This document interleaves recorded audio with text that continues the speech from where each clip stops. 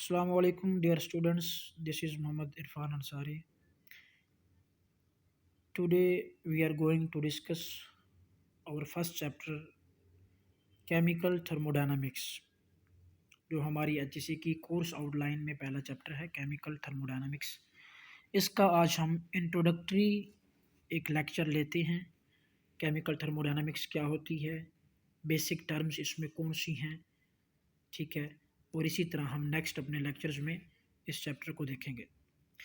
तो इसको स्टार्ट करने से पहले थोड़ी सी एक बात है कि ये जो चैप्टर है ना, केमिकल थर्मोडायनामिक्स, फिज़िकल केमिस्ट्री में ये बहुत इम्पोर्टेंट चैप्टर है हर पॉइंट ऑफ व्यू से। और दूसरा, ये थोड़ा सा कंसेप्चुअल चैप्टर है, यानी इसमें स्टूडेंट्स मोस्टली कंफ्यूज रहते हैं, पॉइंट्स उनको क्लियर नहीं होते। तो अगर आप इसको समझेंगे, शुरू से ही अपने कंसेप्ट क्लियर रखेंगे, थोड़ी सी मेहनत करेंगे, तो इंशाल्लाह कोई परेशानी नहीं होगी। कंसेप्चुअल चैप्टर है ये। तो इसको स्टार्ट करते हैं। सबसे पहले थोड़ा सा केमिस्ट्री की और फिज़िकल केमिस्ट्री की डेफिनेशन को देख लेते हैं, क्योंकि आप पहले सेमेस्टर में फ़िज़िकल केमिस्ट्री पहली बार इसमें पढ़ रहे हैं अपने सेशन में, तो एटलीस्ट डेफिनेशन आपको उसका आइडिया होना चाहिए। केमिस्ट्री क्या है आपको पता है कि ये साइंस की हमारे पास वो ब्रांच है जिसमें हम मैटर को स्टडी करते हैं। मैटर की क्या चीज़, पहली चीज़ कंपोजिशन, यानी मैटर किस चीज़ से मिलकर बनी हुई है, उसकी कंपोजिशन क्या है, उसके कॉन्स्टिट्यूएंट क्या है। दूसरा स्ट्रक्चर, यानी वो जिन चीज़ों से मैटर मिलकर बनी हुई है वो किस तरतीब से आपस में जुड़ते हैं, क्या स्ट्रक्चर देते हैं, ठीक है। तो एक मैटर बनती है, यानी मैटर का स्ट्रक्चर क्या है। दूसरा, उस मैटर जिन चीज़ों से मिलकर बनी है उनकी क्या प्रॉपर्टीज़, जब वो मिल जाती हैं, एक मैटर कोई चीज़ बन जाती है तो मैटर की क्या खसूसियात हैं, क्या फ़िज़िकल प्रॉपर्टीज़ हैं, क्या केमिकल प्रॉपर्टीज़ हैं। फ़िज़िकल प्रॉपर्टीज़ में उनका मेल्टिंग पॉइंट क्या है, बॉइलिंग पॉइंट, डेंसिटी, उनका हमारे पास जो भी फ़िज़िकल प्रॉपर्टीज़ हैं, कलर है, ऑर्डर है, ये चीज़ें। उसकी केमिकल प्रॉपर्टीज़, केमिकल रिएक्शंस, तो ये एक मैटर की ये चार चीज़ें, यानी composition, structure, properties and reaction को स्टडी करना, ये केमिस्ट्री है। फिज़िकल केमिस्ट्री में हम इसको इन शॉर्ट अगर देखें तो बेसिकली ये फ़िज़िक्स और केमिस्ट्री का कॉम्बिनेशन है। फ़िज़िक्स के लॉज़ को, फ़िज़िक्स की थ्योरीज़ को, फ़िज़िक्स की टेक्निक्स को केमिकल सिस्टम को स्टडी करने के लिए केमिकल सिस्टम पे अप्लाई करना, ये फ़िज़िकल केमिस्ट्री है। ये इन शॉर्ट इसकी डेफिनेशन ये हो गई, ठीक है। उसके बाद इन शॉर्ट हम अपने टॉपिक पे आते हैं, केमिकल थर्मोडायनामिक्स, जो हमारा बेसिक ये चैप्टर है। केमिकल थर्मोडायनामिक्स क्या है? It is the study of quantitative relationship of heat and work with chemical reactions or with physical changes of the state.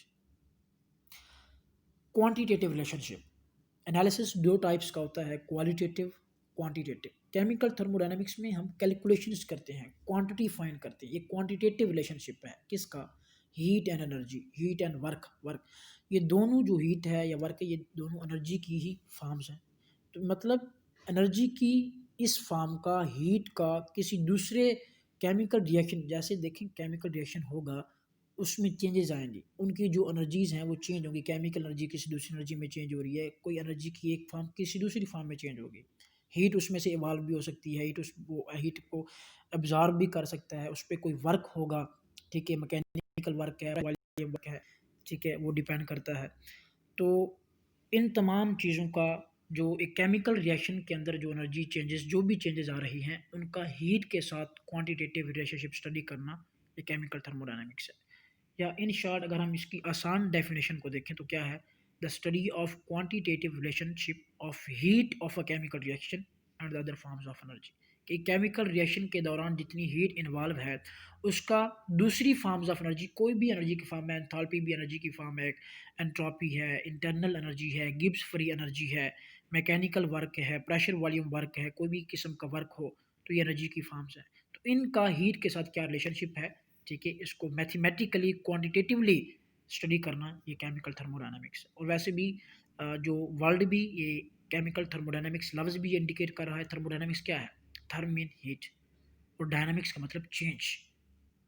इसका जो अपोजिट है डायनामिक्स का आपको पता है, स्टैटिक्स, स्टेशनरी। तो heat changes during a chemical reaction is called chemical thermodynamics. इसमें एक चीज़ रिलेट करके हम थर्मोकेमिस्ट्री भी पढ़ते हैं, वो भी इससे रिलेटेड है। उस वो क्या है कि study of changes in energy या heat that occur during chemical reaction के दौरान जितनी हीट चेंजेस में या एनर्जी में चेंजेस आती हैं उनको स्टडी करना, ये थर्मोकेमिस्ट्री है। ये रिलेटेड टर्म्स हैं, थर्मोकेमिस्ट्री और केमिकल थर्मोडायनामिक्स। ये होगी इसकी बेसिक डेफिनेशन। अब ये जो हमारे पास एक टॉपिक है, एक पूरी ब्रांच है फिजिकल केमिस्ट्री की, केमिकल थर्मोडायनामिक्स, इसके क्या ऑब्जेक्टिव्स हैं, क्या मकासद हैं, हम इसको क्यों स्टडी करते हैं। तो उसमें ये कहता है कि सब तीन इसमें मेन ऑब्जेक्टिव हैं। सबसे पहले ये हमें बताएगा केमिकल थर्मोडायनामिक्स एक केमिकल रिएक्शन के बारे में, कि अगर हम सपोज कोई दो रिएक्टेंट्स को मिलाकर प्रोडक्ट्स बनाना चाहते हैं, तो क्या वो दो रिएक्टेंट्स आपस में रिएक्ट करके वो हमारा रिक्वायर्ड प्रोडक्ट देते हैं या नहीं देते, यानी उन दो रिएक्टेंट्स के दरमियान रिएक्शन फिजिबल है या नहीं है, वो रिएक्शन स्पॉन्टेनियस है या नहीं है। तो केमिकल थर्मोडायनामिक्स हमें किसी रिएक्शन की फिजिबिलिटी के बारे में, उसकी स्पॉन्टेनिटी के बारे में बताता है। इसको यूँ आप समझ लें कि हम वाटर बनाना चाह रहे हैं, तो हमें पता है, कौन हमें ये बताएगा कि वाटर का मॉलिक्यूल बनाने के लिए कौन कौन से रिएक्टेंट्स चाहिए। यानी हम जानते हैं हाइड्रोजन और ऑक्सीजन एक स्पेसिफिक प्रोपोर्शन में अगर आपस में रिएक्ट करें तो वाटर बनता है। यानी वाटर बनाने के लिए ये दो रिएक्टेंट्स चाहिए। ये हमें किसने बताया? ये हमें केमिकल थर्मोडायनामिक्स ने बताया। तो जितने भी केमिकल रिएक्शंस होती हैं उनकी फिजिबिलिटी हमें कैसे पता चलती है? केमिकल थर्मोडायनामिक्स से। ये कैसे पता चलती है, इसको हम आगे जाकर देखेंगे। यानी गिब्स फ्री एनर्जी एक टर्म इसमें यूज़ करते हैं, उसकी वैल्यूज़ को हम कैलकुलेट करते हैं। अगर गिब्स फ्री एनर्जी की वैल्यू माइनस में है, नेगेटिव में है, तो इसका मतलब वो रिएक्शन फिजिबल है, वो रिएक्शन स्पॉन्टेनियस होगा। अगर पॉजिटिव में है तो इसका मतलब वो रिएक्शन नॉन स्पॉन्टेनियस होगा। तो इसको डिटेल में हम आगे जाकर देखेंगे। दूसरा इसका क्या ऑब्जेक्टिव है? केमिकल थर्मोडायनामिक्स हमें ये बताती है कि एक रिएक्शन हो रहा है तो उस रिएक्शन के नतीजे में कितना प्रोडक्ट बन सकता है, प्रोडक्ट की यील्ड क्या होगी। ये प्रेडिक्ट करता है कि एक स्पेसिफिक रिएक्शन रिएक्ट करेगा, कितना प्रोडक्ट बनेगा। ठीक है, तो यानी इसमें हमें ये बताएगा कि किस टाइम तक इक्विलिब्रियम, केमिकल इक्विलिब्रियम एस्टेब्लिश हो जाएगा। क्योंकि हम जानते हैं कि अगर एक रिवर्सिबल रिएक्शन है तो जैसे ही इस रिवर्सिबल रिएक्शन में इक्विलिब्रियम एस्टेब्लिश होगा, उसके बाद नेट गेन इन प्रोडक्ट नहीं होगी। यानी उस टाइम पे इक्विलिब्रियम स्टेज पे फॉरवर्ड रिएक्शन का रेट और रिवर्स रिएक्शन का रेट बराबर हो जाता है।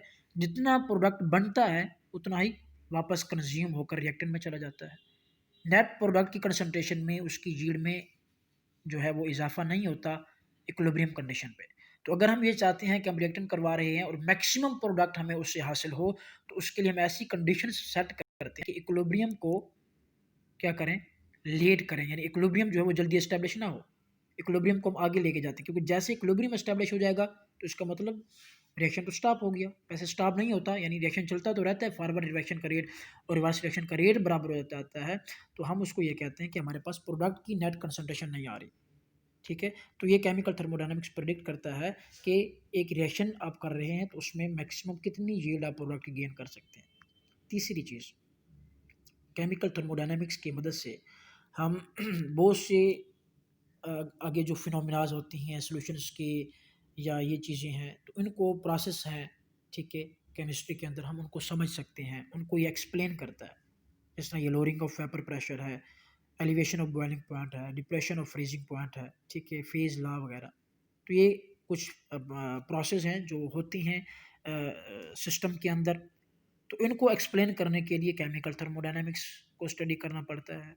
ये सारी हमें पता है, ये कॉलिगेटिव प्रॉपर्टीज़ हैं कि अगर सॉल्यूट किसी सॉल्यूशन में ऐड करें तो उस सॉल्यूट की ये प्रॉपर्टीज़ चेंज हो जाती हैं। यानी अगर सॉल्यूशन है, उसका वेपर प्रेशर है कुछ, उसमें जब हम कुछ कोई और सॉल्यूट डालेंगे तो उसका वेपर प्रेशर कम हो जाएगा, बॉइलिंग पॉइंट बढ़ जाएगा, फ्रीजिंग पॉइंट कम हो जाएगा। ऐसा क्यों होता है, क्या है, कितनी उसके अंदर डिप्रेशन होगी, कितना लोअरिंग ऑफ वेपर प्रेशर होगा, ये सारी चीज़ें हमें कौन बताता है? Quantitatively chemical thermodynamics. तो ये तीन मेन ऑब्जेक्टिव्स हैं। इन तीन चीज़ों को स्टडी करने के लिए एक सिस्टम की हम केमिकल थर्मोडायनामिक्स को स्टडी करते हैं। ठीक, इसके बाद कुछ बेसिक टर्म्स जो इस केमिकल थर्मोडायनामिक्स में थ्रू आउट द चैप्टर हम यूज़ करेंगे, ठीक है, बहुत इंपॉर्टेंट हैं, इनको समझने की ज़रूरत है। तो सबसे पहले जो हम पढ़ते हैं सिस्टम एंड सराउंडिंग।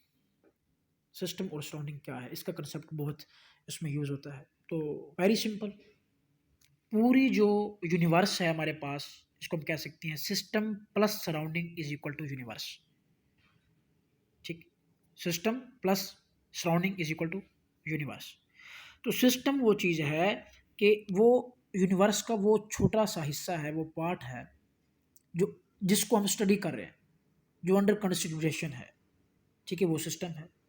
जो अंडर इन्वेस्टिगेशन है, जिसके साथ हम कैलकुलेशन कर रहे हैं, जिसको हम डील कर रहे हैं। ठीक है,